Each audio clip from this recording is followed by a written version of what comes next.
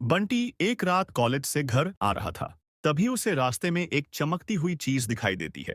रवि जैसे ही उसके पास गया और उसने उसे छुए वह अचानक से गायब हो गया और वह पुराने जमाने में पहुंच गया। वहां उसने देखा कि सामने युद्ध हो रहा है। वह जब झोपड़ियों के पास गया उसने देखा वहां पर राम भगवान बैठे हुए हैं। भगवान उसे देखते ही सब कुछ समझ गए कि उसके साथ क्या हुआ है। बंटी घबराकर बोला। भगवान, मैं यहाँ फंस गया हूँ। तभी भगवान ने कहा। बंटी, अगर तुम्हें यहाँ से निकलना है तो तुम्हें हमारी मदद करनी होगी। बंटी ने देखा कि इनके पास लड़ने के लिए सिर्फ तीर कमान है। बंटी ने समझदारी दिखाते हुए भगवान की सेना को बंदूक बनाना सिखा दिया। सारी सेना बंदूक लेकर दुश्मनों पर टूट पड़ी। इस तरह भगवान युद्ध जीत गए। बंटी फिर से गायब होकर सीधा घर आ गया।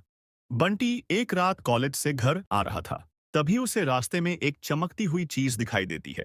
रवि जैसे ही उसके पास गया और उसने उसे छुए वह अचानक से गायब हो गया और वह पुराने जमाने में पहुंच गया। वहां उसने देखा कि सामने युद्ध हो रहा है। वह जब झोपड़ियों के पास गया उसने देखा वहां पर राम भगवान बैठे हुए हैं। भगवान उसे देखते ही सब कुछ समझ गए कि उसके साथ क्या हुआ है। बंटी घबराकर बोला। भगवान, मैं यहाँ फंस गया हूँ। तभी भगवान ने कहा। बंटी, अगर तुम्हें यहाँ से निकलना है तो तुम्हें हमारी मदद करनी होगी। बंटी ने देखा कि इनके पास लड़ने के लिए सिर्फ तीर कमान है। बंटी ने समझदारी दिखाते हुए भगवान की सेना को बंदूक बनाना सिखा दिया। सारी सेना बंदूक लेकर दुश्मनों पर टूट पड़ी। इस तरह भगवान युद्ध जीत गए। बंटी फिर से गायब होकर सीधा घर आ गया।